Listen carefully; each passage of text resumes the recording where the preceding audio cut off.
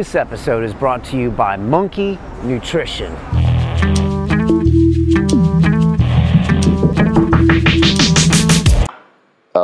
Pattern of success is, I got invited, I went to a little private thing with Steven Spielberg in Hollywood to watch the 30th year anniversary of Indiana Jones. And what's the pattern for Steven Spielberg? 7 years old, knew what he wanted to do, went on a clear path to making movies, went through the 10 or 15 dark years. You don't hear about him until he's in his 20s. And then he pops out. Media bias makes us think that he just randomly got an idea. No, Buffett started at 7 years old reading The Valuation of Bonds by Benjamin Graham. I don't think he was a billionaire until 57. 50 hard years in by a guy with 155, 160 IQ. Bill Gates starts at 12, 31, he's a billionaire. So that is just, if you don't know who's the sucker in the room, you're the sucker.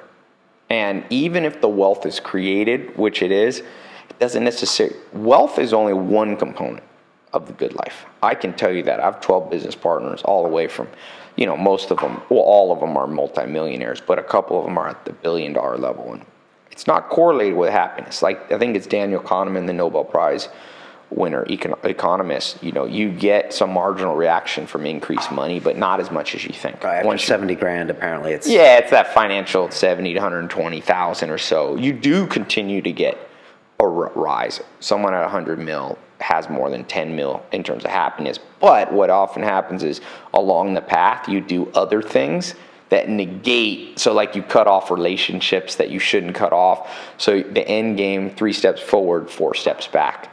So who cares if wealth is made in the next WhatsApp and you're not the guy? You find the thing that's your, I call it Eulerian destiny. It's a mathematical term. Where's the intersection of 5 major areas in your life? Where those intersect, you will find your destiny.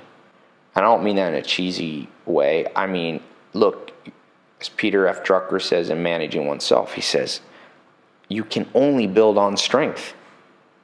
You can't build on weakness. So I don't care. The ancient saying said, see a man skilled in what he does, he will stand before kings, not in front of average men. So you got to go, what could I stand in front of a king for? It could be something little, or it could be something big. But in a world of 7 billion people, massive competition, and it's going to get bigger.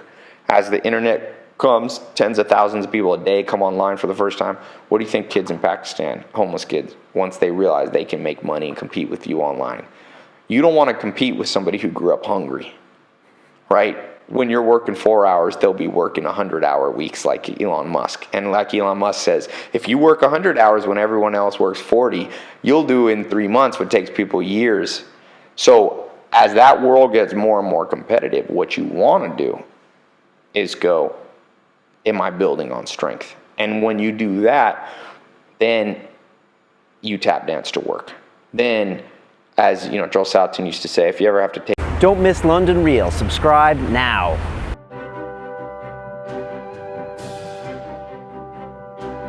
This week on London Real, we have movement artist Ido Portal.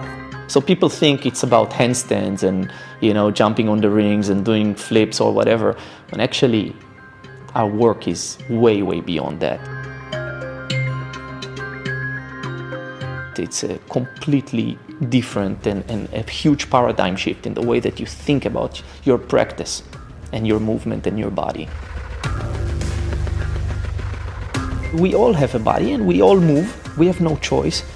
The only question is how well are you doing it? And most people just don't have the user manual for their own machinery. Changing your dogma takes guts. I don't believe in planning. I believe in reacting. I'm not a messiah. I'm a thinker. I'm a teacher. I'm a mover. I'm being Ido. I'm just trying to handle myself in that way and be genuine.